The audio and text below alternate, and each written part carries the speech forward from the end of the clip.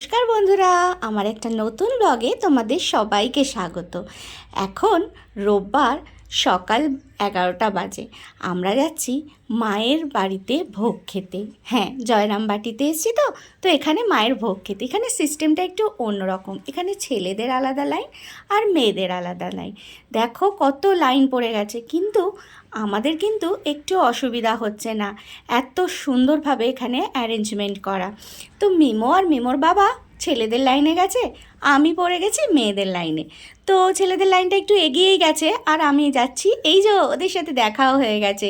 প্রায় একসাথেই বোধহয় ঢুকে পড়তে পারবো ভেতরে। ভেতরে অনেক জায়গা, মানে এত লোক, বোধহয় মনে হয় 1000 লোক একসাথে খাওয়া যাবে। এই আমি বসে গেছি বসার জায়গায়, আর সামনে মিমো আর মিমোর বাবা। তো দুজনে, মানে আমরা তিনজনেই একসাথেই হয়ে গেছি প্রায়। থালা গ্লাস পড়ে গেছে সবার সামনে, আর সঙ্গে সঙ্গে গরম ভাত, ডাল আর 5 রকম সবজি। মানে সবজি দিয়ে এত সুন্দর একটা ডাল করেছে ঘন ঘন। তারপরেই এসছিল পালং শাক দিয়ে ডাল আর বাঁধাকপির তরকারি। মানে খেতে যেন অমৃত ছিল।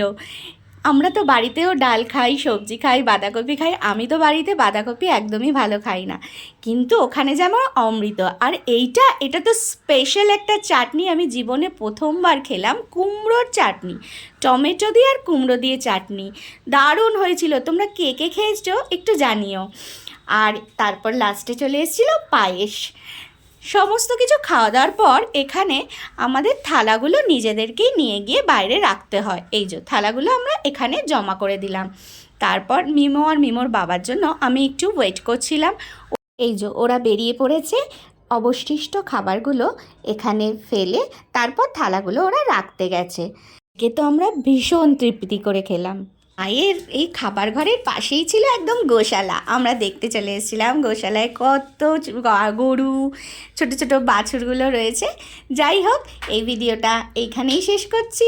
টাটা।